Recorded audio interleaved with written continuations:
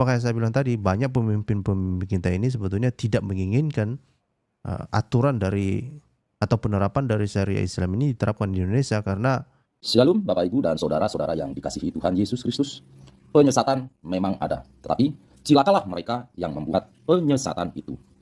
Iblis hadir menyerupai domba, tetapi oleh hikmat dan kasih karunia Roh Kudus yang menyertai kita, dari buahnya lah kita boleh mengerti dari pengajaran-pengajaran yang diberikan kepada setiap orang. Kita simak setiap video yang ada dengan membuka hati, membuka mata, dan membuka telinga, supaya kita beroleh pengajaran dan pembelajaran dari setiap apa yang boleh kita simak. topik kali ini kita akan melihat mengapa dunia barat itu terus menyerukan untuk menolak Islam. Perdana Menteri Italia yang bernama itu Giorgia Meloni, ya. Giorgia Meloni itu menemui Perdana Menteri Netanyahu. Ya. Giorgia Meloni memberikan dukungan kepada Netanyahu dalam hal pemberantasan orang-orang Hamas ini, ya, karena memang itu dianggap bahwa orang-orang Hamas ini penyebab kekacauan lah, kira-kira begitu ya.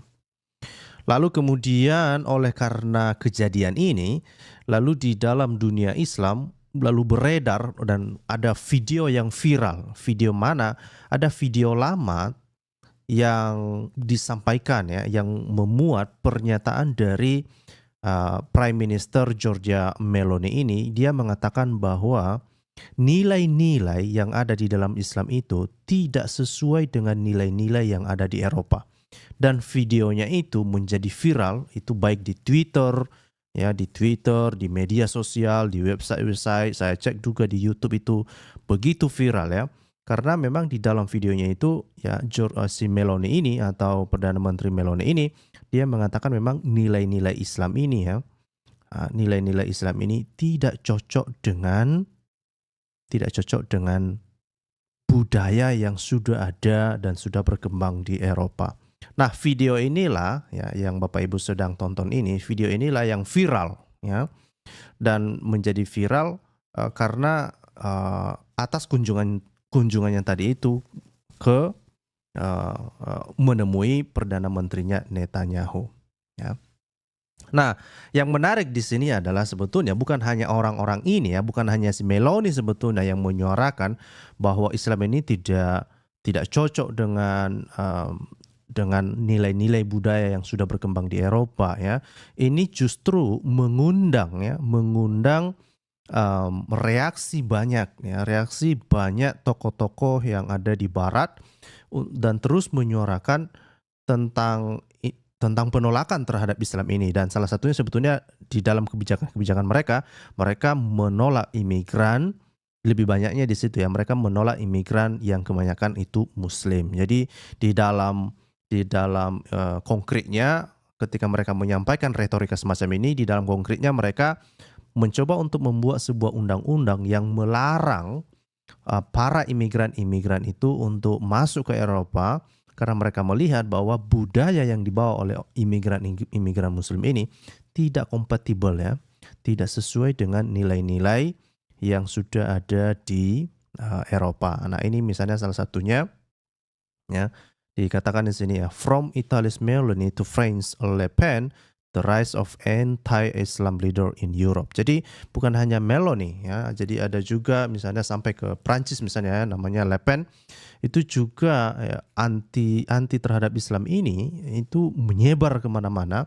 Dan saya berharap ini terus berkembang ya, berharap ini terus berkembang supaya juga ya Muslim ini jangan membawa masalah di negara orang lah ya, dan tahu diri bahwa memang nilai-nilai yang berkembang di dalam Islam ini itu sesuatu nilai-nilai yang tidak dapat diterima oleh peradaban yang telah maju. Kita harus akui lah ya, Eropa atau negara barat itu memiliki peradaban yang lebih maju dibandingkan dengan peradaban yang kita miliki di Asia lah, kita bisa memandangnya demikian ya. Nah, ini kalau misalnya diterjemahkan bebas ya, ini dikatakan dari Meloni di Italia hingga Le Pen di Prancis, kebangkitan pemimpin anti-Islam di Eropa. Jadi banyak pemimpin-pemimpin yang di Eropa sekarang itu mereka menyerukan ya untuk boikot Islam lah, kira-kira begitu ya. Mereka mencoba untuk memboikot pengaruh Islam ini. Mereka bukan takut Islam ini karena misalnya punya teknologi luar biasa atau punya kecanggihan luar biasa, bukan ya. Tapi mereka hanya mengkhawatirkan nilai-nilainya gitu ya. Mereka mengkhawatirkan nilai-nilai dari para imigran ini memang nggak cocok gitu ya. Nah, salah satu yang dikritisi oleh pemimpin-pemimpin Eropa ini termasuk misalnya Perdana Menteri uh, Meloni ini adalah tentang pemberlakuan misalnya ketika misalnya diberlakukan hukum syariah nantinya, yang paling dikhawatirkan itu misalnya adalah tentang pemberlakuan hukuman mati kepada murtadin ya. Itu yang uh, yang dikhawatirkan akan terjadi. Makanya kalau kita dengarkan misalnya wawancara yang dilakukan oleh ini ya, wawancara yang dilakukan di UK ya, itu ada pemimpin-pemimpin Islam yang diundang di TV dan ketika mereka ditanya, kamu mau syariah Islam itu diterapkan di negara ini gitu ya, dan mereka tidak berani mengatakan iya dan tidak ya, dan tetapi satu sisi mereka mengatakan bahwa ya mereka menginginkan ya ketika misalnya itu syariah itu mereka mencoba untuk mempromosikan negara syariah itu di Eropa ya. Nah, dan ini yang terus mereka propagandakan ya. Mungkin itu yang ada di dalam benak mereka.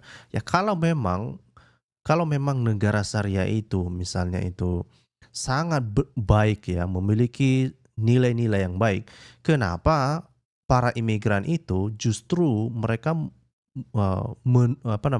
ketika mereka berimigrasi, mereka menuju negara-negara yang non-muslim ya.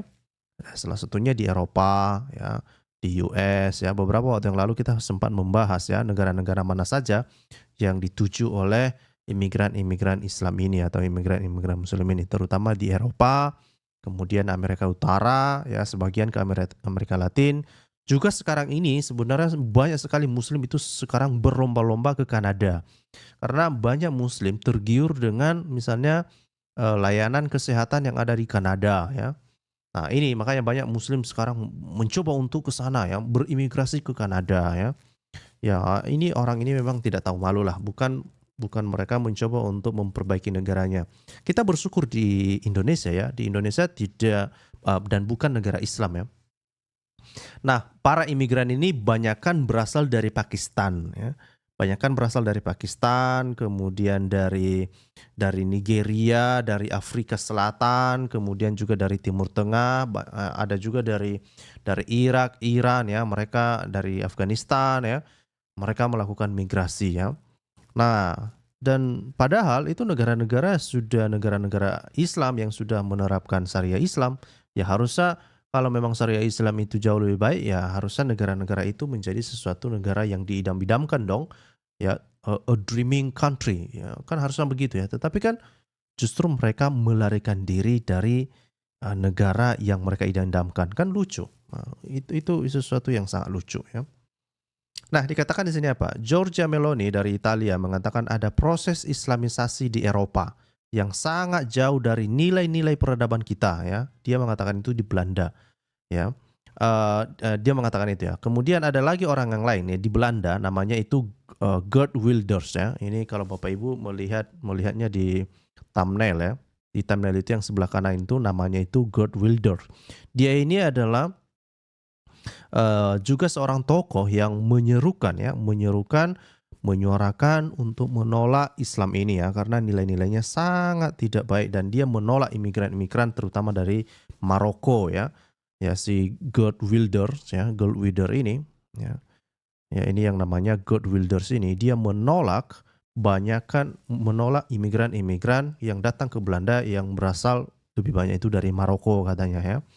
Kemudian juga yang dari Prancis namanya Marine Le Pen ya, dikenal karena pandangan anti-Islam mereka. Para ahli mengatakan gerakan nasionalis seperti ini sedang meningkat di Eropa dan ini menurut saya penting sekali ya, nasionalisme itu penting sekali. Kita di Indonesia juga nasionalisme itu sedang dikembangkan ya.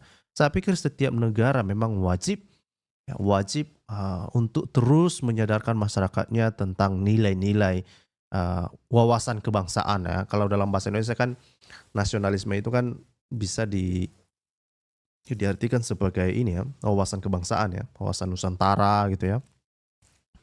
Nah, ini yang sedang terjadi. Nah, dan ketika hal ini terjadi, lalu banyak banyak dari tokoh-tokoh Islam, tokoh-tokoh Muslim, mereka mengatakan orang-orang ini Islamfobia, begitu ya.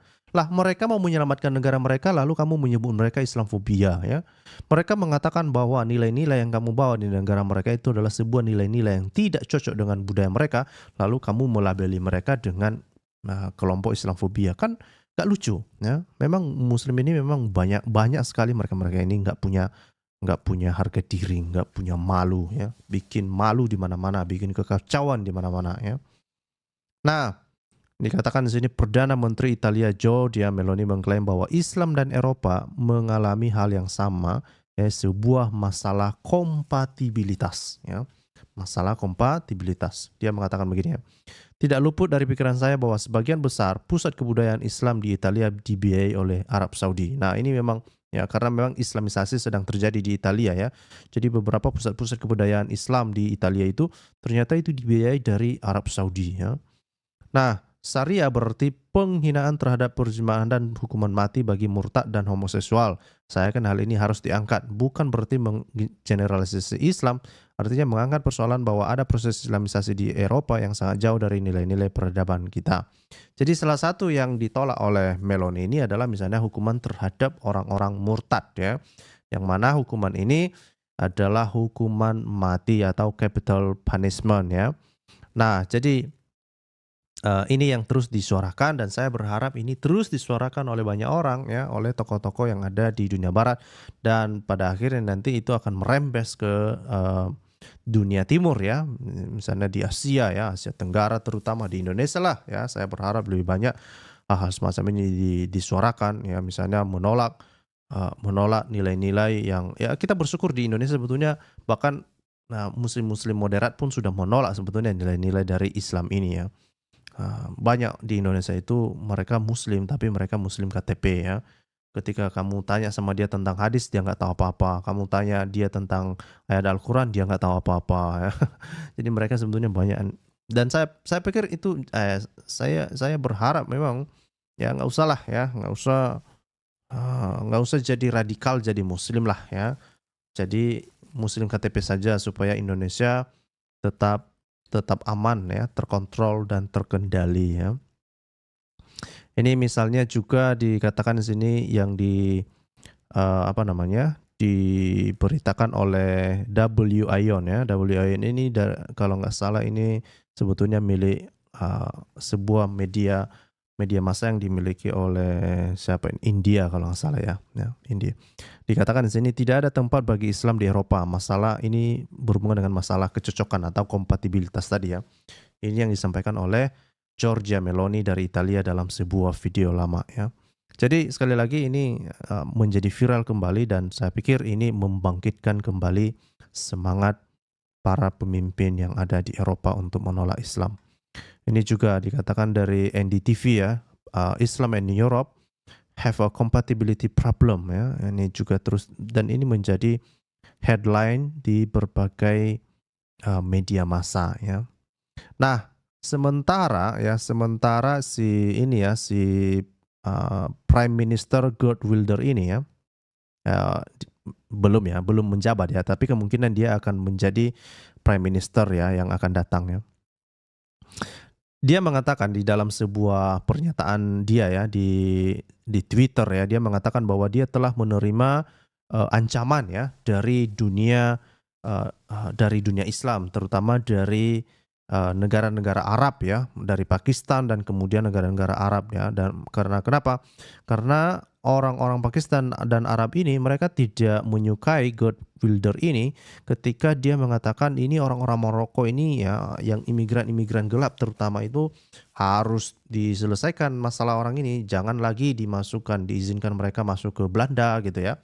Nah, oleh karena dia mau menyelamatkan negaranya lalu dia banyak mendapatkan ancaman ya. Nah, dia mengatakan misalnya di dalam Twitternya itu ya, dia bilang I have received numerous fatwa from Pakistan and our imams ya. Oke, coba saya translate ya. Ini Twitter nggak bisa pula ditranslate ya.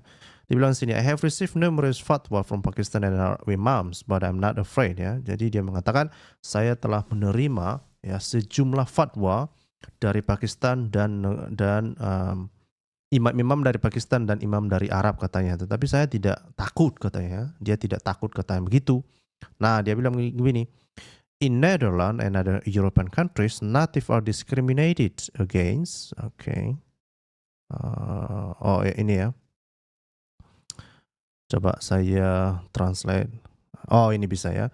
Apakah mereka menyebut kami rasis? Di Belanda dan negara-negara Eropa lainnya, penduduk asli mengalami diskriminasi karena rumah diberikan kepada pencari suaka. Ya, siapa pencari suaka ini? Kebanyakan imigran Muslim. Dan dia secara khusus mengatakan ini sebetulnya merujuk kepada imigran-imigran dari Maroko. Ya. Siapa yang rasis? Kami yang sangat marah. Ya, kata Belanda. Kata Perdana Menteri Belanda ini yang bernama Geert Wilders. Dia 100% benar, semua subsidi untuk migran gelap harus dihilangkan dan rumah yang dibangun oleh kakek nenek kita harus diberikan kepada orang Eropa. Dan ini yang dituliskan oleh Radio Genoa ya. Jadi sekali lagi ya, pemimpin-pemimpin Eropa ini yang misalnya yang siapa tadi itu ya, Sigurd itu tadi itu orang-orang berpengaruh ya. Kemudian di Prancis juga sudah mulai berkembang. Ya, kita tidak tahu. Ini kita tinggal menunggu waktu saja. Siapa lagi nanti pemimpin-pemimpin dari dunia barat ini atau dari negara-negara Arab ini yang terus menyerukan untuk terus memboikot ya, untuk menolak Islam ini, mengembangkan nilai-nilainya dan kemudian menerapkannya di negara-negara Barat ya. Nah, seperti yang saya singgung tadi ya, salah satu yang sangat ditentang ya, misalnya di dalam atau yang ditentang oleh Perdana Menteri Meloni misalnya itu tentang hukuman mati kepada para murtadin. Banyak Muslim di Indonesia mereka mengatakan mana ada itu ya, dan banyak Muslim juga mungkin tidak tahu hal semacam ini. Mereka berpikir bahwa murtad itu ya oke-oke saja ya. Itu kalau di Indonesia banyak Muslim mengatakan itu murtad itu nggak ada masalah, kamu boleh kok keluar dari Islam katanya begitu ya. Padahal sebetulnya kalau misalnya syariah Islam itu diterapkan, apa yang terjadi? Sederhana yang terjadi ya, ini adalah sebuah artikel ilmiah yang ditulis oleh Muhammad Matawali ya. Ya, seorang dia ini seorang dosen ya, dia seorang dosen yang ada di yang tinggal di kalau nggak salah ini di Sumatera Barat ya. Jadi dia mencoba menuliskan artikel ilmiah, dia memberikan judul itu murtad ya, antara hukuman mati dan kebebasan beragama. Jadi dia mencoba untuk melakukan studi analisis, studi perbandingan di sini ya. Nah, tetapi di dalam abstraknya dia dengan sangat jelas mengatakan apa? Dia mengatakan begini ya. Di dalam Islam, coba perhatikan ini Muslim ya. Ini bukan saya yang nulis ini ya, tapi seorang akademisi ya. Nah, menurut apa yang telah dia kaji, lalu dia mengatakan di dalam Islam hukuman bagi pelaku riddah ini adalah orang murtad ya. Hukuman bagi pelaku riddah adalah hukuman mati. Jadi nggak ada pilihan lain ya, nggak ada pilihan lain ya. Ini memang jelas dia mengatakan demikian ya. Oke, saya perbesar, mungkin ini kurang besar bagi Muslim ya. Dan di akhirat nanti akan mendapatkan balasan di neraka. Hal ini sesuai dengan pesan yang terkandung di dalam Al-Quran dan hadis Nabi Muhammad SAW. Jadi ya, hukuman mati bagi para murtadin itu dari mana? Dari Quran dan hadis. Nah, banyak muslim mengatakan dia itu kan murtadin, yang dihukum mati itu adalah murtadin yang menyebabkan kekacauan. Misalnya dia melakukan permusuhan, dia menjelek-jelekan Islam setelah dia keluar dari Islam. Itu nggak ada. Kita lihat dukungannya, kalaupun ada itu sangat minor ya, tetapi justru dikatakan di sini adalah pelaku riddah. Nah, lebih menariknya sebetulnya penulis artikel ini dia memberikan penjelasan yang lebih detail ya. Nah, ini misalnya saya akan coba saya bacakan untuk kita. Dia bilang di sini, ini dia mencoba untuk menyampaikan definisi murtad ya, misalnya ya. Istilah irtidat atau rida yang berakar dari kata rad secara etimologi berarti berbalik kembali. Murtad atau ridah ya, menurut Waba Al-Zuhaili yang dikutip oleh Hasan Saleh, keluar dari Islam menjadi kafir, yaitu sesudah beriman. baik dengan niat, ucapan atau perbuatan yang menyebabkan seseorang dikategorikan kafir. Sementara Said Sabib dalam kitabnya Fikih Sunnah mendefinisikan ridha sebagai keluarnya seseorang muslim yang sudah dewasa dan berakal sehat dari agama Islam kepada kekafiran, baik dengan niat, dengan kehendaknya sendiri, dan tanpa paksaan siapapun. Jadi pada intinya adalah bahwa seseorang yang keluar dari Islam setelah dia dewasa. Jadi anak-anak yang misalnya yang memilih berbeda agama dari orang tuanya itu justru dikategorikan bukan murtad ya, tetapi ketika seseorang itu keluar dari Islam setelah dia dewasa, nah itu dia dikategorikan sebagai murtad. Nah, yang menariknya adalah kenapa? Apa alasannya sebetulnya orang-orang murtad ini harus dibunuh ya menurut aturannya orang Islam? Mari kita lihat ya. Dikatakan di sini bahwa menurut istilah murtad adalah kembalinya seorang muslim berakal dan balik ya. Itu yang saya bilang tadi itu artinya kan seseorang yang sudah dewasa ya, berakal dan balik untuk memilih keyakinan agama atas dasar pilihannya bukan atas paksaan. Dari pengertian tersebut, anak-anak yang memilih agama berbeda dengan agama orang tuanya tidak termasuk murtad. Jadi muslim ya, bagi muslim yang masih anak-anak ya, yang mungkin belum dianggap akil balik lah, lebih bagus keluar cepat-cepat ya, lebih bagus keluar cepat-cepat. Ya nanti kalau kamu memutuskan keluar setelah dewasa, kamu bisa dihabisi ya. Nah, itu harus hati-hati ya. Ini dari tulisan ini loh, dari tulisan akademisi ya. Begitu pula orang gila ya. Orang yang terkena yang karena terpaksa harus meninggalkan keyakinan karena diancam dan membahayakan diri dalam keluarganya dengan ancaman berat sehingga dia harus menyelamatkan diri untuk memeluk agama lain juga tidak termasuk golongan ridha. Jadi contoh ini sebetulnya kita bisa melihat ya, misalnya di dalam Al-Quran itu ada sebuah ayat yang mengatakan bahwa ya nggak apa-apa kamu berbohong tentang agamamu kalau kamu dalam keadaan terdesak gitu ya. Nah Bapak Ibu tahu nggak ayatnya itu di mana ya? Kalau ada nanti Bapak Ibu yang masih ingat ayatnya, itu kan pernah saya bahas ya. Jadi di dalam Islam ini, ya, di dalam Al-Quran itu ada ayat ya. Kamu nggak apa-apa berbohong ya. Ketika misalnya nyawamu itu terancam ya. Dan kamu nggak masalah kalau kamu berbohong tentang agamamu ya untuk menyelamatkan nyawamu. Nah, memang nilai-nilai semacam ini memang sangat berbeda dengan nilai yang diajarkan di dalam kekristenan ya. Orang Kristen itu ya rela mati demi apa yang diyakininya ya. Tidak mau berbohong ya, tidak mau berbohong. Karena Yesus mengatakan ketika kamu mempertahankan nyawamu, justru kamu kehilangan nyawamu gitu loh ya. Nah, ini dikatakan di sini, seorang dinyatakan murtad jika ia keluar dari Islam. Ya, jadi sesederhana itu. Baik dari tingkah lakunya, ucapannya maupun keyakinannya. Dari aspek tingkah laku, orang yang murtad dapat diketahui dari perbuatannya yang melanggar syara, katanya begitu ya. Sedangkan dari aspek ucapannya dia menunjukkan sikap kekafirannya. Misalnya dia mengucapkan bahwa Tuhan itu tidak ada atau Tuhan itu mempunyai anak. Jadi ketika ada orang Islam mengatakan bahwa Tuhan itu atau Allah SWT punya anak, itu sudah keluar dari Islam ya. Jadi kalau misalnya Pak Ibnu Kalam mengatakan bahwa Tuhan punya anak, ya dia udah keluar dari Islam itu sudah ya. Pada aspek keyakinan misalnya dia mengatakan bahwa alam ini kekal atau Tuhan itu sama dengan makhluknya. Jadi itu dikatakan sebagai orang yang sudah murtad ya. Nah itu ya.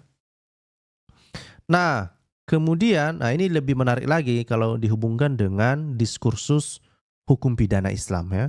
Jadi dalam diskursus hukum pidana Islam murtad termasuk dalam kategori jarima hudud, yaitu suatu tindakan kejahatan yang sanksi hukumannya didasarkan pada hukum nasah atau penetapan hukumannya tidak berdasar pada ketetapan pemerintah. Jadi ingat itu ya. Jadi banyak muslim kan, ya banyak muslim mengatakan bahwa ini di Indonesia itu hukuman mati bagi yang murtad itu tidak dilakukan karena itu tidak sesuai dengan peraturan pemerintah. Tetapi apa yang kita baca di sini justru ini adalah masuk di dalam hukum nasah. Artinya apa? Tidak peduli ya atau tidak tergantung dari ketetapan pemerintah. Jadi ketika muslim mencoba untuk mengarang bebas untuk membela ya hal semacam ini, nah ini ya sampaikan ke dia bahwa ini sebetulnya hukuman murtad, hukuman mati bagi orang murtad itu adalah hukum nasah ya. Apa artinya ya penetapan hukumannya itu tidak berdasar pada ketetapan pemerintah ya. Pemberian sanksi atas pelaku ridha ini kemana ini? Pemberian sanksi atas pelaku ridha dimaksudkan agar seseorang tidak melakukan jarimah dan demi terwujudnya kemaslahatan umat. Perlindungan dimaksud adalah perlindungan pada agama, jiwa, keturunan, harta benda, dan akal. Ya. Jadi pada dasarnya kenapa hukuman mati itu kepada orang murtad itu dilakukan ya supaya ya dia tidak meninggalkan Islam. Ngeri itu coy. Ya. Coba perhatikan ini. Kenapa murtadin dihukum? Kenapa murtadin dihukum mati ketika kenapa hukuman mati kepada murtadin diberlakukan? Supaya dia nggak keluar dari Islam. Coba. Ngeri nggak itu coy? Ya, ngeri. Ya. Makanya, wow. Coba perhatikan ini ya. Murtad atau keluar dari agama Islam ke agama lain sebagai tindak pidana. Ngeri. Jadi ketika Muslim sedang mengarang bebas ke kita, ketika orang Muslim mengatakan ke kita, itu nggak apa-apa kok. Ya, Muslim kalau keluar dari Islam itu nggak masalah kok, nggak ada masalah, itu nggak ada hukumannya. Itu mungkin dia sedang berbohong, ya. Dia sedang berbohong, ya. Justru apa hasil kajian ini dikatakan murtad atau keluar dari agama Islam ke agama lain sebagai tindak pidana. Secara konseptual masih banyak menimbulkan kontroversi. Hal ini berkaitan dengan sanksi bagi pelakunya yaitu hukuman mati. Ya. Perihal hukuman mati orang murtad didasarkan pada hadis Nabi SAW yang berbunyi, barang siapa yang berpindah agama maka bunuhlah dia. Ngeri ini semua coy. Ini sabda Nabi nih coy. Sabda Nabi suri teladan nih coy. Ya. Jadi siapa yang pindah agama bunuh dia katanya coy. Ya. Dan dikatakan sini berdasarkan hadis ini ulama fikih klasik ya 4 Islam mazhab ya, imam mazhab berpendapat bahwa hukuman yang pantas diberikan kepada orang yang murtad adalah pidana mati yang sebelumnya telah diminta untuk bertobat untuk kembali kepada agama Islam selama 3 hari ya. Jadi kalau kita lihat dari definisi-definisi tadi itu dan kalau kita lihat pemberlakuannya ya, ini memang sangat jelas ya. Ini memang sangat jelas bahwa memang ya terutama di dalam peradaban dunia barat udah pasti itu tidak akan nyambung ya, tidak akan nyambung dan sudah pasti ditolak. Makanya kita tidak heran kenapa pemimpin-pemimpin dunia barat itu menyuarakan ya, memboikot lah ya, ajaran Islam ini ya. Salah satunya itu pemberlakuan hukuman mati bagi orang-orang yang murtad ya. Nah, itu ya. Ini dikatakan ya, hadis-hadis tentang murtad apabila dipahami secara tekstual akan menimbulkan pemahaman bahwa seorang yang mengganti agamanya atau keluar dari agama Islam lalu masuk ke agama selain Islam, maka orang tersebut harus dibunuh. Nah, itu memang secara literal memang dan secara terang benderang memang hadis-hadis itu menyatakan demikian ya. Nah, tetapi masalahnya adalah ini di kalangan Islam sendiri menganggap itu terlalu ekstrim ya. Makanya ada perdebatan ya. Padahal teksnya udah berkata dengan sangat jelas ya. Cuma banyak muslim kan tidak terima ya. Oh masa sih gitu? Ya lalu ada perdebatan lah, muncul perdebatan ya. Sehingga sebagian kalangan menganggap bahwa hukuman mati bagi orang murtad bertentangan dengan prinsip dasar agama Islam ya.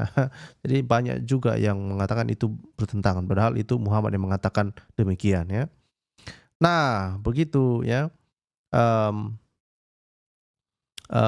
Ini dikatakan walaupun ridha dikecam oleh Al-Quran dengan kata-kata yang paling keras, namun Al-Quran tidak menetapkan hukuman apapun bagi ridho. Tetapi mayoritas ahli hukum muslim mengklasifikasikan ridho sebagai had yang bisa dihukum mati seperti disebutkan dalam sunnah. Klasifikasi semacam itu melanggar asasi kebebasan beragama yang didukung Al-Quran. Nah ini si penulis mencoba untuk melegitimasi nggak ada itu dalam Al-Quran. Ya, sejak kapan nggak ada dalam Al-Quran? Dalam Al-Quran kan sudah jelas-jelas dibilang itu. Kan? Ya kalau dia meninggalkan Islam lalu dia dikurung berapa hari itu tadi 3 hari kan ya setelah itu baru dihabisi dia. Yang orang-orang ini mencoba untuk menipu publik sama seperti Minhajul Ali ya, mencoba untuk memulus-muluskan Islam ini di permukaan ya, padahal pada dasarnya apa ya mereka sendiri yang mengatakan bahwa dalam Islam hukuman bagi pelaku ridha adalah hukuman mati. Ya kan? Lalu mereka mencoba untuk membuat pembenaran-pembenaran yang dari sini ke sana, dari atas ke bawah, dari kiri ke kanan, bla bla ya, semua ya. Hanya untuk mencoba untuk ya bermain catur lah ya, bermain catur di hadapan publik. Jadi sekali lagi itu adalah alasan ya, salah satu alasan yang ditentang oleh para pemimpin dunia barat ini ya. Mereka menolak Islam dan mereka itulah kenapa di dalam konkretnya itu mereka merancang sebuah undang-undang ya. Sebuah undang-undang yang mengatur tentang imigran ya, karena banyak kan imigran itu yang tadi mereka sampaikan itu ada banyak dari negara-negara Muslim ya. Kalau di Belanda itu banyak kan dari Maroko, kemudian kalau dari yang lain itu banyak kan dari negara-negara Timur Tengah lainnya ya, kemudian juga dari Afrika, Afghanistan, Pakistan, Irak, Iran ya semua. Ya mereka rame-rame ke Eropa, rame-rame ke US ya. Nah, saya kurang tahu kenapa di apa ya di Indonesia belum disuarakan ya. Tapi saya lihat juga beberapa Muslim yang ini ya, yang moderat itu sudah mulai menyerukan ini misalnya itu yang Habib Kribo ya misalnya. Habib Kribo itu kan terus-terus menyerukan ya. Ini yang Muslim-Muslim yang dari Yaman ini bikin malu.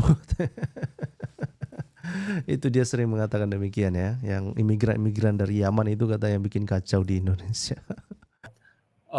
Temanya malam ini gitu ya, kenapa banyak tokoh di dunia barat ya Bro Scott ya, itu sebenarnya ada juga, apakah sudah dimunculkan ini Bro Scott, videonya dari Donald Trump ya Bro Scott ya. Donald Trump kan mencalonkan kembali itu ya, menjadi kandidat presiden ya, dan itu di salah satu videonya itu rekan-rekan bisa cek ya di YouTube itu, Donald Trump ini juga mengatakan hal yang senada dengan apa yang disampaikan oleh ini ya Perdana Menteri Belanda ini ya, calon ya Bro Scott ya, ini ya calon Perdana Menteri Belanda ini senada gitu ya. Jadi dia sudah tidak lagi mau mengakomodasi para pengungsi yang latar belakangnya itu tidak jelas. Intinya seperti itu. Donald Trump itu mengatakan seperti itu.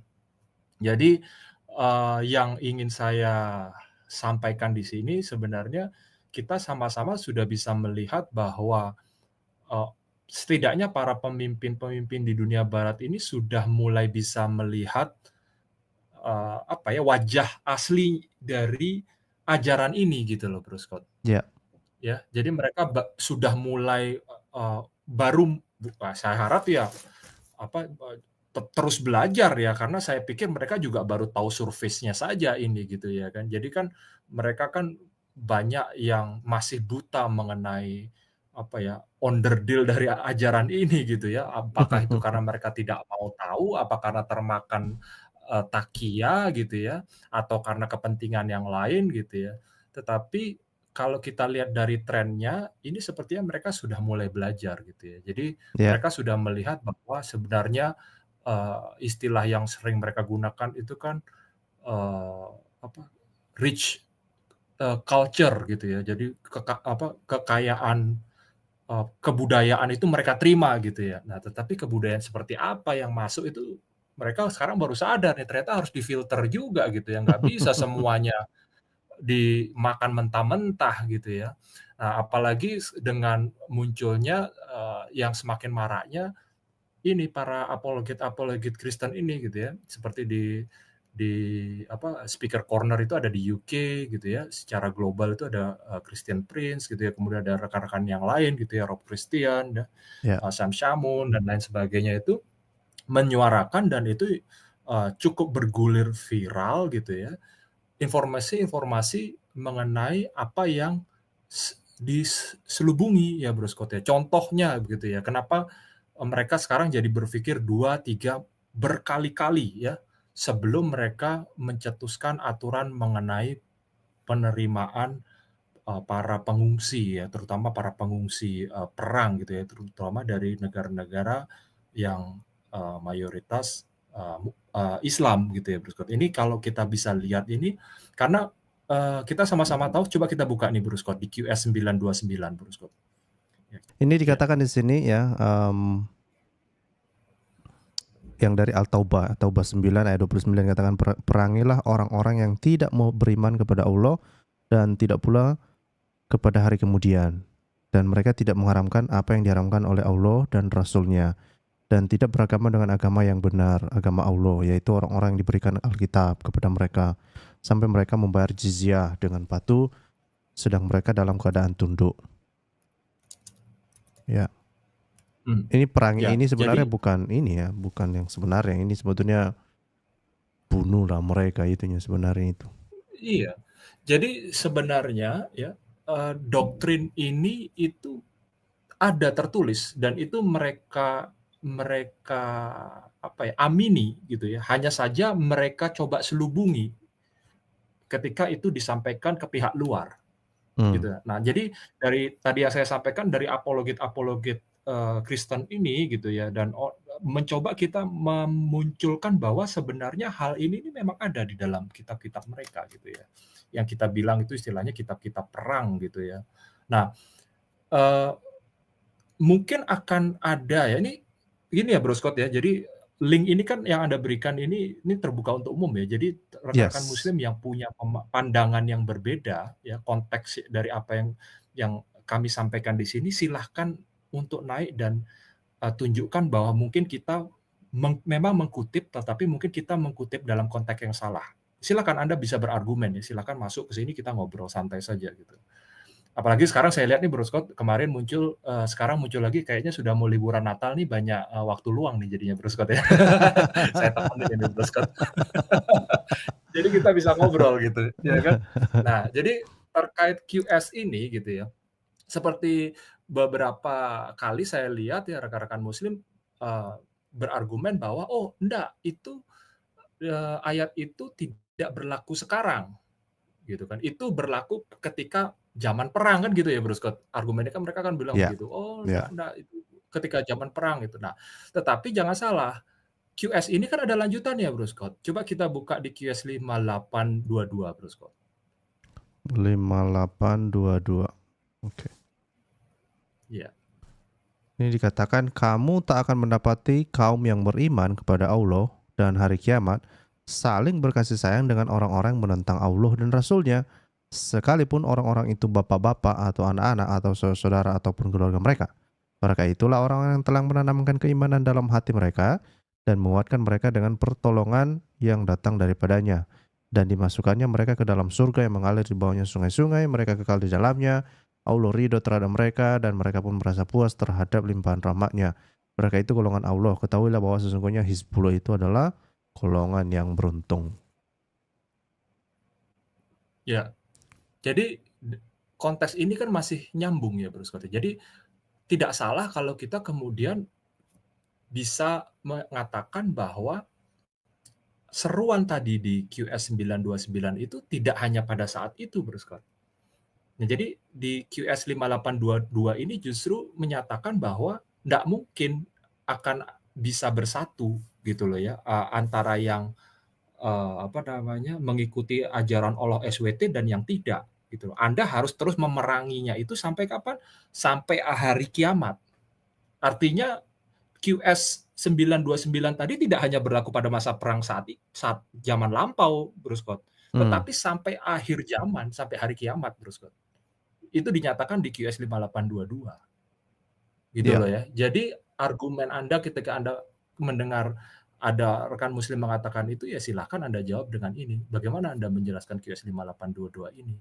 ya, Gitu ya. Nah, jadi yang ingin saya katakan di sini ya, sebenarnya di benak atau di alam bawah sadarnya para rekan-rekan muslim ini mereka punya ideologi ini. Ya, jadi ketika mereka pindah dari negara asli mereka ke negara baru mereka, ya, ideologi ini tetap terbawa, Bro Scott. Itu loh, ini yang jadi bahaya. Jadi sebenarnya ketika sebuah negara itu menerima orang-orang dengan ideologi ini, seperti mereka itu memelihara bara dalam sekam, Bro Scott. Jadi suatu saat tinggal menunggu waktunya saja ya, untuk nanti kemudian mereka menjadi upper hand, istilahnya mereka menjadi lebih kuat ya, berkuasa, mereka menjadi dominan untuk memberikan tekanan gitu ya. Ini yang terjadi mulai terlihat pattern-nya kan di negara-negara barat ya, di Eropa ya, kayak di Swedia ya, seperti itu. Jadi Anda bisa bayangkan orang-orang imigran ini kemudian memiliki hak pilih, Bro Scott. Dia punya hak untuk memilih. Nah, jadi ketika mereka punya hak milih itu ya tentu mereka akan memilih dari golongan mereka. ya, Nah, ketika mereka memilih golongan mereka, kemudian mereka mulai menerapkan aturan-aturan yang sesuai dengan itu tadi, ada di alam bawah sadar atau yang saya katakan tadi doktrin di kepala mereka ini yang mereka coba tekan apa? Menekan ajaran Allah SWT ini sampai akhir zaman gitu loh. Ya makanya kita nggak kaget ketika di UK itu mereka mulai mensuarakan ini Bro Scott, hukum syariah. Ya, Mereka meneriakkan hukum-hukum syariah itu gitu. Bayangkan ya, pengungsi di negara orang berteriak-teriak untuk menerapkan hukum syariah. Padahal mereka lupa, mereka itu lari dari negara mereka itu karena apa? Karena mereka ditekan oleh hukum syariah. Gitu loh. Jadi mereka ditekan oleh hukum syariah di negara asal, mereka pindah ke negara baru, mereka mau menjalankan hukum syariah. Luar biasa nggak? Jadi Anda bisa lihat ya, bagaimana ajaran ini menjadi self-destruct sebenarnya, Bro Scott. ya, Merusak sendiri dia. ya, Gitu loh. Ya jadi ajaran pola pikir ini tidak membuat orang semakin berkembang ya, evolve ya, semakin menjadi maju ya, semakin tumbuh, tetapi justru membuat semakin rusak gitu ya. Kalau saya katakan itu seperti penyakit itu jadi cancer dia, merusak gitu loh. Ya menghancurkan dia gitu. Jadi nggak kaget saya kalau kemudian belajar dari pengalaman-pengalaman baru-baru ini gitu ya, mungkin 10-15 tahun ini gitu, dari negara-negara Eropa yang tadinya mereka begitu naif dan toleran ya, mereka melihat kasus-kasus kejadian ada sedikit persinggungan saja, tiba-tiba guru itu bisa ditikam ya, dan iya, tikamnya atau kepalanya dipenggal, ya kan, menggambar karikatur kepala dipenggal, ya. Mereka mencoba menghargai orang-orang pendatang ini dengan budaya toleransi mereka. Tetapi apa balasannya? Gitu loh. Balasannya adalah mereka ditekan ya. Bahkan kalau Anda lihat di Swedia silahkan diketik sendiri ya. Saya belum sempat siapkan bahannya. Anda cek sendiri di Google ya. Seberapa tinggi tingkat perkosaan di negara Swedia itu sejak tahun 2015 ya. Itu awal-awal pengungsi, perpindahan pengungsi itu meningkat lebih dari berapa itu 70% kalau nggak salah, Bro Scott. ya, Itu akhirnya yang menjadi korban itu adalah warga negaranya sendiri. Ketika negara membuka pintu tanpa filter, itu yang menjadi korban adalah warga negaranya sendiri. Dan ini saya pikir ini adalah langkah yang bodoh ya bagi pemerintah. Ini tanggung jawabnya pemerintah sebenarnya untuk membuat filter-filter seperti ini. Tetapi kalau itu dibiarkan ya kecolongan akhirnya gitu, Bro ya, Scott. Jadi yang ingin saya sampaikan di sini adalah tugasnya kita semua ya, termasuk para apologet atau siapapun ya, orang-orang dengan akal budi yang waras ya, untuk menyuarakan dan menyampaikan hal-hal yang waras gitu ya. Gitu. Jadi jangan segala sesuatu kemudian dibenarkan atas nama agama gitu ya, Bro Scott. Kalau sudah jelas-jelas salah ya katakan saja salah, itu nggak benar gitu. Jangan dilakukan gitu ya. Kalau ternyata Anda selidiki kemudian ternyata yang mengajarkan itu memang yang mengaku-ngaku nabi atau mengaku-ngaku Tuhan, Anda harusnya mulai bertanya, ini benar nggak nih dari nabi yang asli, atau benar nggak sih dari Tuhan kok nyeleneh gitu, dari Tuhan kok ngaco. Nah, itu harusnya bertanya, itu yang kita coba trigger, yang kita coba ingatkan ke rekan-rekan ini ya. Jadi mungkin begitu dari saya dulu, Bro Scott. baik, baik. Tambahan dari apa yang disampaikan oleh Pak Wiwin itu sebetulnya ya, beberapa waktu yang lalu kita sempat membahasnya bahwa mayoritas yang ada di dalam penjara-penjara yang ada di Eropa itu banyakkan Muslim. Itu pula, dan itu sebetulnya salah satu bukti bahwa Muslim ini di mana-mana bawa masalah gitu ya. Nah, tapi ada komentar menarik nih dari Muslim Pak Wiwin. Dia bilang begini, semoga admin-admin di sini dan orang-orang di sini bisa masuk Islam semuanya. Gimana menurut Pak Wiwin ini, Pak? Dari semua informasi yang kita sampaikan ini, dia masih berharap kita masuk Islam, Pak. Gimana ini, Pak? Iya. Iya. Ya gini saja kan, seperti ini ya, seperti yang selalu kita coba sampaikan gitu ya. Silakan naik ya rekan Muslim ya, sampaikan pendapat Anda gitu. Kalau Anda punya referensi ya sampaikan referensi Anda, datanya seperti apa, pemahaman Anda setidaknya yang Anda bawa itu pemahamannya seperti apa. Sampaikan gitu. Apa yang menyebabkan Anda begitu bangga dengan apa yang Anda yakini gitu ya. Saya nggak mencari benar atau salah ya. Maksudnya saya ingin mencoba melihat dari perspektif atau konsep apa sih yang Anda punya gitu. Apakah Anda ini hanya ya saja gitu dari apa ya doktrin yang ditanamkan atau memang Anda punya pemikiran yang kritis gitu ya. Ini loh, ayo Anda sekolah gitu loh. Anda sekolah tuh diajari untuk berpikir kritis, untuk bertanya gitu loh. Kenapa kok begini? Kenapa? Orang ketika mulai bertanya kenapa itu sebuah apa ya? Sebuah jalan pencarian gitu loh ya gitu. Jadi tapi saya juga nggak nyalahkan ya Bro Scott ya kalau mereka hanya bisa berkomentar seperti itu ya. Maksudnya ya semoga jadi Muslim ya karena memang tidak ada lagi yang mereka bisa sampaikan Bro Scott. Apa yang mau mereka sampaikan? Apa yang mau mereka bantah dari fakta ini gitu loh.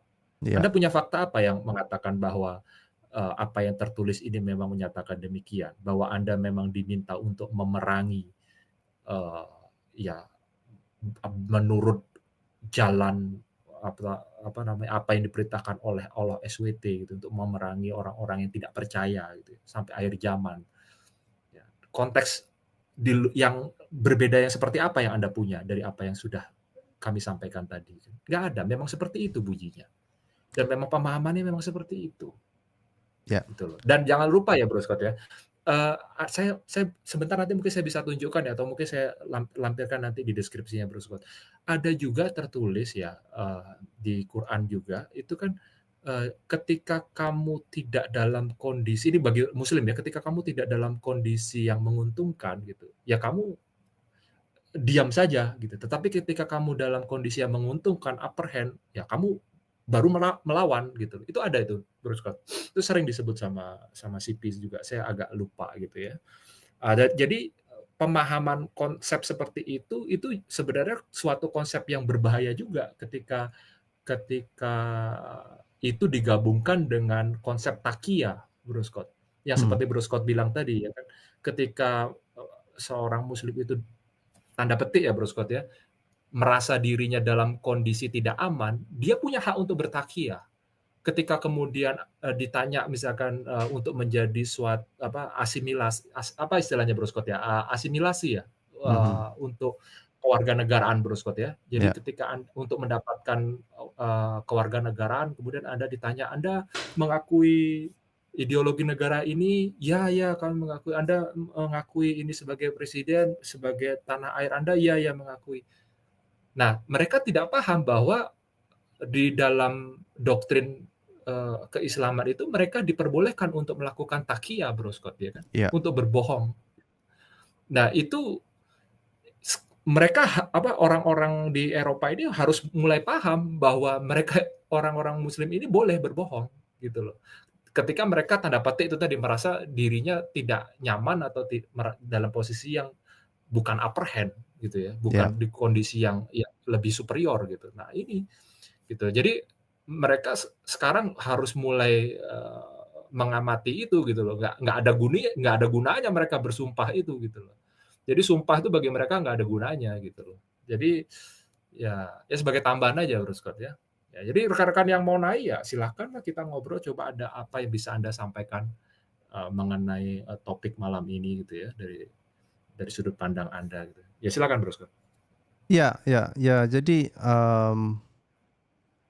tadi Pak Wiwin sudah sampaikan ya, dan saya tidak perlu lagi mengulang informasi itu. Jadi kalau Muslim merasa bahwa apa yang kami sampaikan ini itu tidak tepat, ya kami mengundang Muslim untuk bisa bergabung ya, dan kita mencoba untuk mendengarkan sebetulnya apa sih yang kamu banggakan dari Muhammad, dari Islam, dari ajaran Islam, dari ajaran Al-Quran, dan pembelaan-pembelaanmu terhadap apa yang sedang disuarakan oleh orang-orang atau tokoh-tokoh dunia saat ini. Nah itu dia ya. Dan kemudian sebetulnya apa solusi kalau misalnya ini terus-terus terjadi? Sebetulnya Islam ini akan terus-terusan seperti ini atau mau berevolusi atau mau berubah atau mau kita tidak tahulah ya apakah mau menuruti keinginannya Pak Saifuddin Ibrahim untuk menghilangkan semua ayat-ayat yang tadi itu. Saya sih tidak yakin dengan hal itulah ya. Atau minimal membuat sebuah tafsir yang baru supaya Islam ini terlihat mantap gitu. Nah, ini memang kita terus menunggu dari Muslim. Dan saya masih ingat ya, ada sebuah video yang sudah kita tayangkan hampir setahun yang lalu. Kita hanya meminta kepada Muslim, tunjukkan satu saja teladan baik dari Muhammad. Sampai hari ini belum muncul-muncul juga. Ya, mudah-mudahanlah muncul Muslim yang bisa menunjukkan teladan baik dari Muhammad, sehingga Islam ini layak menjadi sebuah agama yang membawa hidup damai gitu ya, seperti yang diklaim-klaim selama ini. Kan begitu. Ya, saya pikir pesan kita sudah sampai sebenarnya Pak Wiwin, dan Muslim juga Ya, tidak Bro ada yang Scott, muncul. kalau boleh saya tanya, ini kan beberapa kadang-kadang juga Muslim, kita sering dengar ya rekan-rekan Muslim mengatakan bahwa kalau memang benar apa yang narasi yang Anda sampaikan itu gitu, maka seharusnya di Indonesia ini hanya ada orang Muslim dong, yang lain nggak ada. Nah, gitu loh Bro Scott. Pernah dengar ya narasi seperti itu, ya kan? Artinya sebenarnya kami bertoleransi kok, gitu loh. Kalau kami nggak bertoleransi, agama yang lain udah nggak ada gitu. Agama Kristen, Buddha, Hindu itu udah nggak ada. Gitu. Nah, kalau menurut Anda gimana, Bro Scott? Kalau dalam hal itu ya, sebetulnya kita bersyukur negara Indonesia ini bukan negara Islam yang menerapkan syariat Islam. Itu saja sebetulnya yang menyelamatkan kita di Indonesia ini. Kalau misalnya Indonesia ini seperti negara Pakistan atau negara Afghanistan, ya, atau seperti di Maroko atau di Nigeria, kita akan dipersekusi juga. Udah pasti itu, dan kita disuruh bayar jizyah tadi kan. Ya, uang keamanan lah, uang preman lah kan. Kita disuruh bayar uang preman kan. Nah, tetapi ya itu tadi ya, itu makanya saya bilang tadi, banyak pemimpin-pemimpin kita ini sebetulnya tidak menginginkan aturan dari atau penerapan dari syariah Islam ini diterapkan di Indonesia, karena ya mungkin pemimpin-pemimpin kita ini meskipun mereka Muslim, tapi mereka melihat bahwa aturan semacam itu tidak cocok dengan budayanya kita gitu. Itu sih dalam pandangan saya kenapa masih ada toleransi di Indonesia. Tapi nanti kalau misalnya itu suatu waktu, mungkin misalnya nanti suatu waktu syariah Islam itu betul-betul diterapkan seperti yang terus-terus dipropagandakan selama ini, ya itulah, mungkin penderitaan akan merajalela. Begitu Pak Wiwin. Apa pandangan Pak Wiwin? Ya, saya juga melihatnya begitu ya. Ya kita masih bersyukur ya hidup di tanah Indonesia ini ya dengan aturan kita ini gitu ya. Tetapi juga tidak bisa kemudian kita menjadi terlalu santai tanda petik begitu ya Bro Scott ya, terlalu terbuai begitu ya dengan kondisi yang kita nikmati saat ini gitu ya, karena perubahan itu selalu terjadi gitu ya, dan bukannya tidak mungkin kalau kita tidak mempertahankan apa yang menjadi hak kita, apa yang dirancang dicita-citakan oleh founding fathers kita, ini bisa berubah Bro Scott ya. Kita bisa melihat sekarang, jadi ngomong politik nih sedikit ya Bro Scott ya, kondisi saat ini itu memang ada upaya-upaya untuk menggoyang legitimasi aturan-aturan yang sedang berlaku ini Bro Scott. Apa-apa mereka coba dikondisikan ya gitu ya, sehingga aturan yang sudah jelas dan nyata itu kemudian jadi abu-abu Bro Scott. Nah ini kita sudah lihat itu pattern-nya gitu. Jadi ya harapannya adalah kita yang tetap waspada, tetap berhati-hati, perhatikan kondisinya, kemudian kita suarakan. Setidaknya kita mulai dari sini awareness-nya dulu ya Bro Scott ya. Kita harus aware dengan surrounding kita gitu ya, dengan sekitar kita gitu, apa yang terjadi di sekitar kita gitu. Jangan kita kemudian menjadi abai gitu. Biarkan sajalah, bukan urusan saya. Biarkan saja itu ada orang yang ngurusin. Itu bahaya dengan kalau punya mindset seperti itu ya Bro Scott. Itu tambahannya ya Bro Scott ya. Ini tambahan sedikit Bro Scott yang saya tadi sampaikan supaya saya tidak dikatakan membuat hoax ya Bro Scott, itu ada di QS 4735 ya Bro Scott ya. Jadi ini adalah perintah ketika Muslim itu dalam kondisi yang lemah ya. Quest berapa tadi, Ya Bang? udah kamu berdamai saja. Maaf, QS 47 ayat 35 Bro Scott. Ya, ini dikatakan di sini, janganlah kamu lemah dan minta damai padahal kamulah yang di atas dan Allah pun bersamamu dan dia sekali-sekali tidak akan mengurangi pahala amal-amalmu. Ya, ini berarti nunggu dia jadi upper hand dulu ya. Baru setelah itu Iya, suka-sukanya. iya. Bahayanya ada di sana gitu ya. Ya, tapi itulah tadi. Sambil mengingatkan juga ya, Bro Scott, seperti saya katakan tadi, bagus juga poin yang Bro Scott sampaikan tadi itu adalah kita harus aware sama kondisi kita gitu ya Bro Scott, Ya. sekitar kita di Indonesia ini.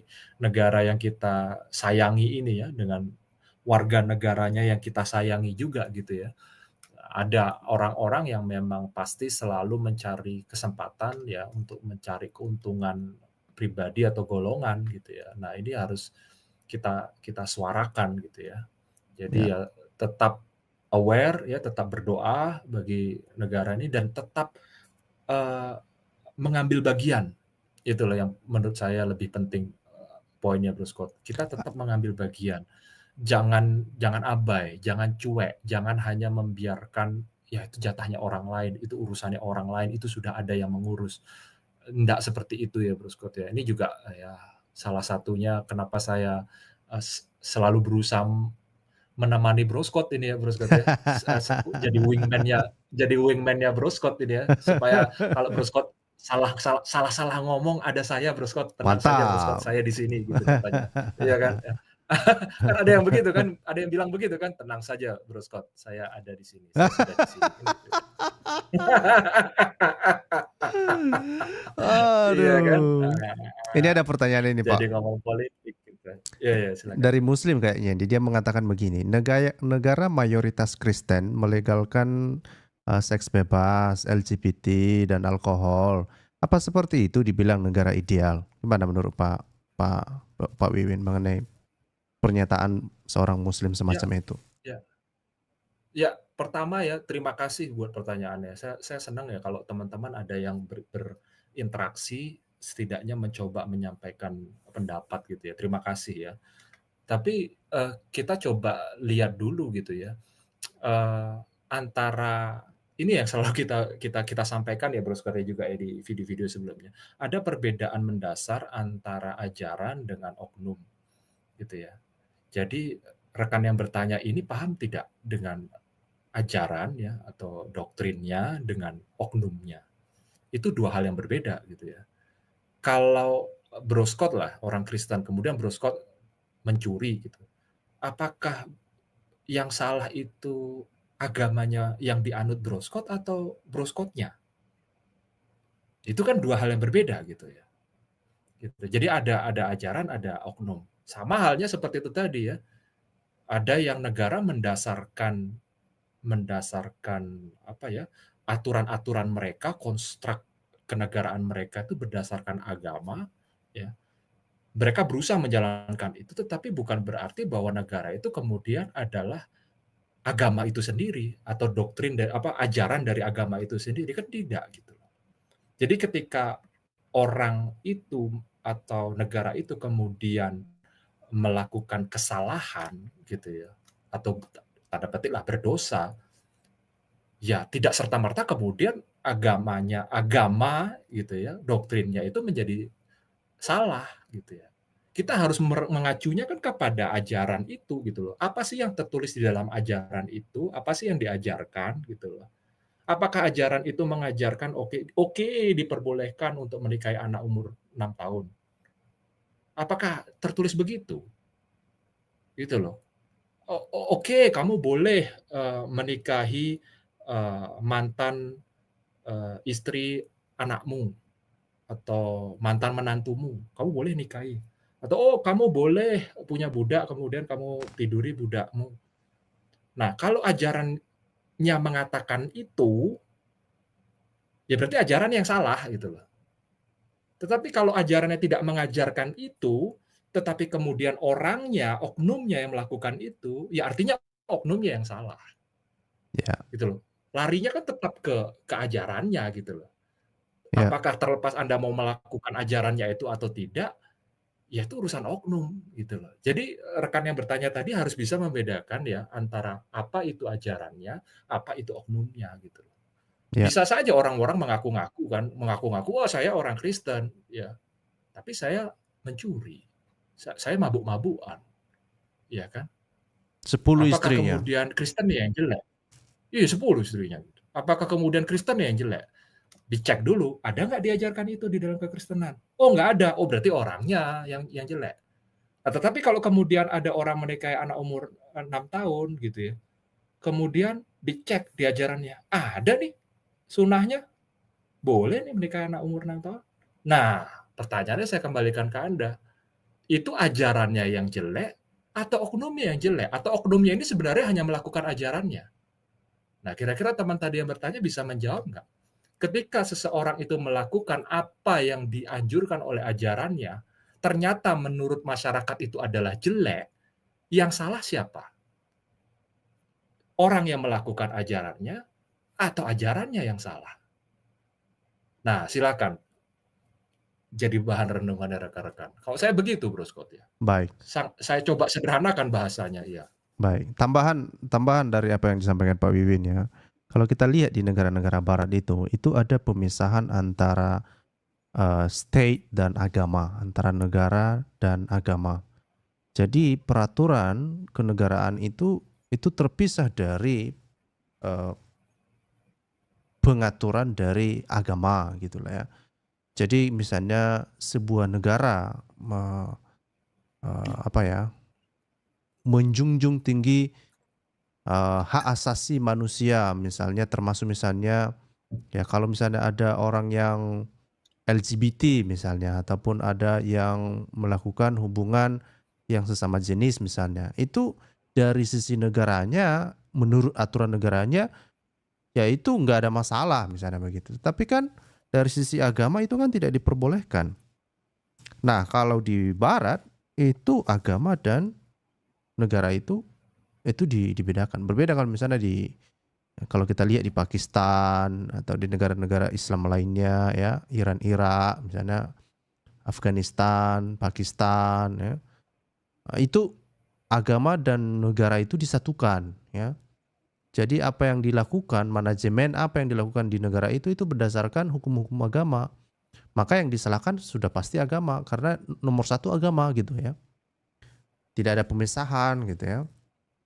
Nah, dan kemudian kalau kita lihat tadi misalnya aturan yang berlakukan di barat itu, ya itu kan aturan negaranya gitu. Karena dia memandang memiliki pandangan lain tentang misalnya untuk masalah LGBT itu gitu ya. Tapi secara agama, ajaran Kristen membolehkan hal semacam itu? Oh, tidak dong, ya. Nah, Hmm. itu Justru ya. sebenarnya Bro Scott ya, saya tambahkan sedikit ya justru sebenarnya ya, apa yang terjadi dengan negara-negara, liberal, di Eropa saat ini seperti atau juga di Amerika ya Bro Scott ya, ini justru memperlihatkan bahwa, kekristenan itu menjadi sangat penting Bro Scott harusnya, ya. Ketika mereka semakin menjauh dari ajaran-ajaran, eee, kekristenan ya, sebenarnya kalau kita lihat harus kita akui, founding fathers dari, bapak-bapak pendiri negara di Amerika itu mendasarkan pondasi kenegaraannya itu dari nilai-nilai kekristenan Bro Scott. Hmm, Makanya seperti mereka ketika bersumpah ya, ketika mereka membuat aturan-aturan, norma-norma itu dari dasar-dasar nilai kekristenan, Bro Scott. Nah, saat ini mereka kan semakin menjauh dari mimpi atau cita-cita mereka yang mereka susun saat itu gitu ya, Bro Scott ya. ya, Nah, justru ini sebenarnya bisa menjadi bukti bahwa semakin Anda menjauh dari norma atau nilai kekristenan ini gitu ya, maka Anda semakin tersesat. Negara ini akan bangsa itu akan semakin hilang arah ya, ketika itu tadi ada LGBT lah segala macam ya kan, LGBTQ plus malah sekarang ya kan. Anda coba kalau lihat di YouTube ya saat-saat ini ya, atau nggak usah jauh-jauh lah ya, di film-film di Hollywood saat ini yang sudah mulai banyak disusupi oleh nilai-nilai LGBT dan lain sebagainya, itu rusak gitu ya jadinya ya.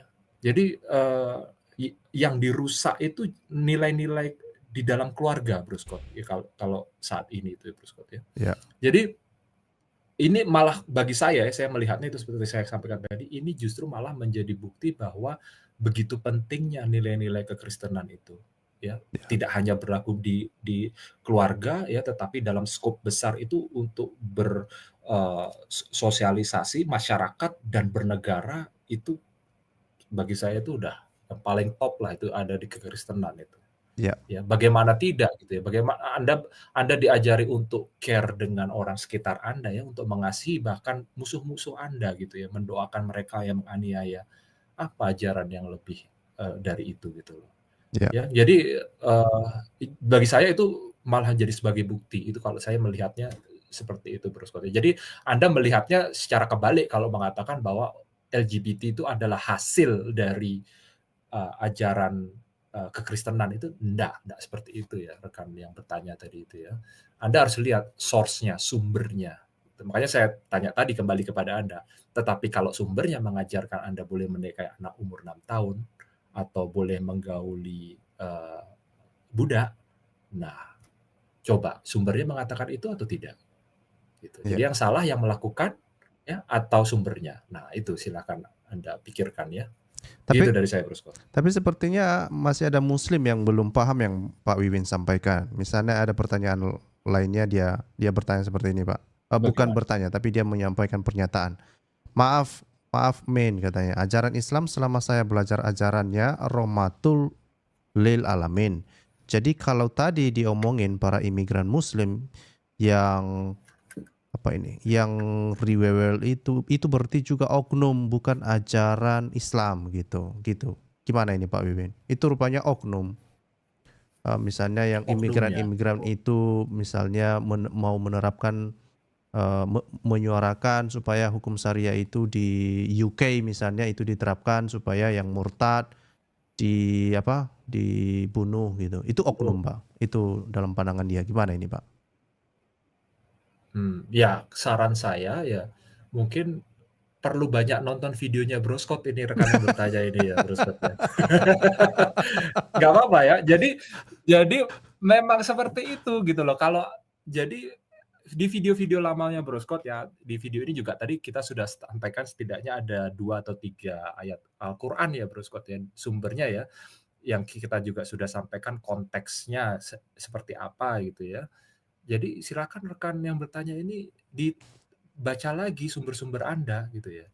Apa benar kalau murtad itu sebenarnya menurut aturan di dalam Islam itu harus dibunuh? Apa benar begitu? Ya silakan Anda periksa. Gitu loh. Jadi karena begini ya, kalau kita salah, kalau saya salah ya, saya akan minta maaf kalau saya salah ya. Tetapi saya tidak berbohong gitu loh. Kalau saya salah mungkin saya salah gitu, tapi saya tidak berbohong karena dari apa yang saya tahu memang referensinya mengatakan demikian. Gitu Bro Scott. Jadi itu tadi seperti Bro Scott sampaikan bahwa harus memerangi mereka yang di luar jalan Allah SWT ya sampai hari kiamat. Nah, itu kan ada QS-nya tadi sudah kita sampaikan. Apakah itu oknum? Atau Anda mau mengatakan bahwa yang menulis Quran itu oknum? Muhammad cuma Quran oknum, itu isinya Pak. nggak seperti itu. Muhammad cuma Iya. oknum. Berarti Allah SWT cuma oknum. Iya. Apa isinya harusnya nggak begitu menurut Anda? Bagaimana? Itulah.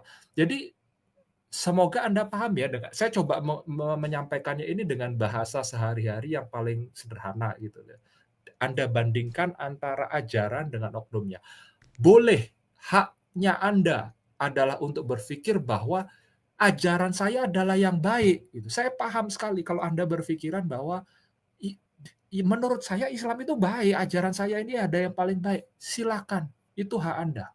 Saya menghargai itu. Yang ingin kami sampaikan di sini, ini loh ada sumber-sumber ini yang mungkin Anda belum tahu. Atau mungkin Anda tidak teliti membacanya. Sekarang setelah kami sampaikan, silakan Anda pikirkan kembali. Apakah referensi ini salah atau tidak? Apakah maksudnya demikian atau punya maksud yang lain? Kalau memang maksudnya seperti itu, makanya saya tanyakan tadi, kalau ketika apa yang referensi yang disampaikan ini ternyata salah secara moral, berarti yang salah itu olah SWT-nya atau oknumnya gitu loh. Paham ya rekan ya maksud saya gitu ya. Jadi sederhana saja ya. Ini saya coba ada lagi Bro Scott, kalau nggak salah ada hadisnya ini yang mengenai keluar agama dibunuh itu Bro Scott. Itu tadi saya sudah Iya, sampaikan silakan Bro Scott. tadi saya sudah Oh sudah ya? bagikan juga itu sebuah kajian studi dari Muslim sendiri yang menampilkan memang bahwa di dalam hadis-hadis itu ada sabda-sabda Muhammad yang dengan sangat terang benderang mengatakan bahwa barang siapa mengganti agamanya, bunuhlah dia. Makanya saya bilang, Iya, ini jangan-jangan ada di ada di ini hadis Nasai 3991 ya Bro Scott, sudah ya? oke, sebentar saya coba buka ya.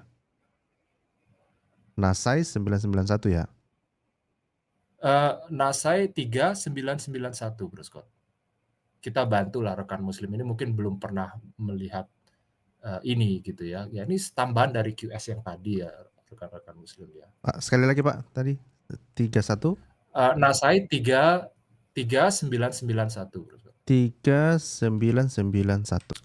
Coba. Ya, ini dikatakan yang Sunan Nasai 3991 dikatakan telah mengabarkan kepada kami Imran bin Musa yang berkata telah menceritakan kepada kami Abdul Warid yang berkata telah menceritakan kepada kami Ayub dari Ikrimah yang berkata Ibnu Abbas berkata Rasulullah bersabda siapa yang mengganti agamanya maka bunuhlah.